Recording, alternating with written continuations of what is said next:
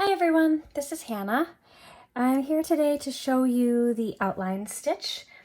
The outline stitch is worked exactly the same as the stem stitch, except for the placement of the working thread as you're working. So I'll just show you here what it looks like. This up here is the stem stitch. If you've watched our stem stitch video, you'll recognize these stitches that I did. So this is the stem stitch on a corner, and this is the stem stitch in a straight line. And now this line right here below is the outline stitch. So when I stitched these, I actually stitched them this way. So right side up, I guess you could say. This is the stem stitch. And this is the outline stitch. And so the stem is just a little more ropier. The outline is a great choice for fine lines. So I'm going to show you how to do that today.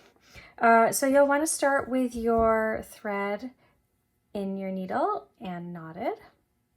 If you need some support with that, check out our instructional videos on threading and tying knots.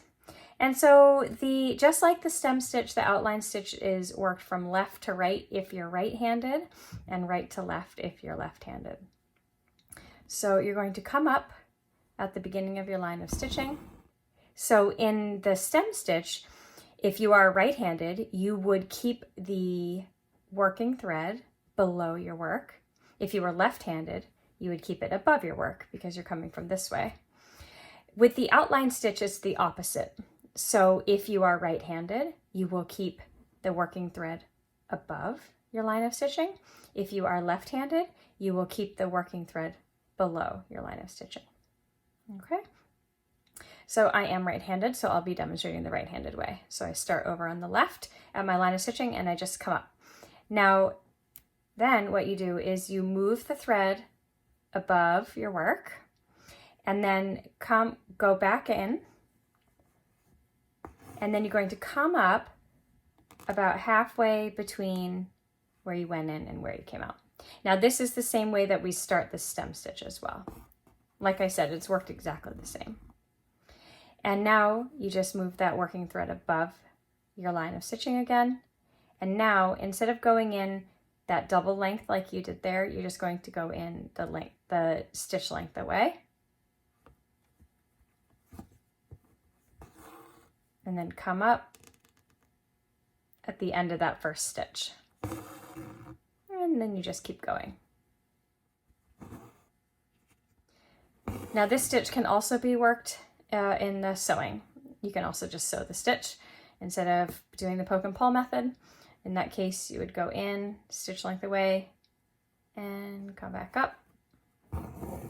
Always making sure to keep the thread on the correct side, depending on which way if you're left-handed or right-handed.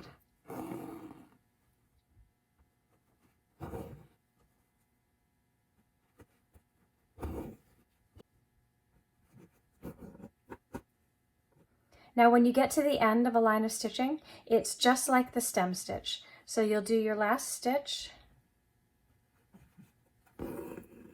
and then put your needle in just to the very end of your line of stitching. Make a tiny little stitch there at the end. There you go. And there's your line of outline.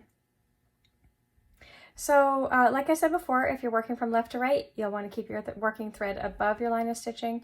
If you're working from right to left, you'll want to keep your working thread below the line of stitching. So because this stitch is really great for fine lines, you can also control how fine your line is by what threads you use. If you're looking for a really fine line, then you will want to choose a fine thread. So you can use a size 12 or a size 8 pearl cotton. Those are pretty thin. This is a size 8 right here. And then a size 12 is even thinner. Or if you're using 6-stranded floss, and you're looking for a fine line, you can use 1 or 2 of the 6 strands, and that will give you a nice fine line. And if you are working corners and curves, those are worked exactly the same way as the stem stitch. So please check out our stem stitch tutorial if you'd like to learn about working curves and corners with this type of stitch. And that's it. Happy stitching!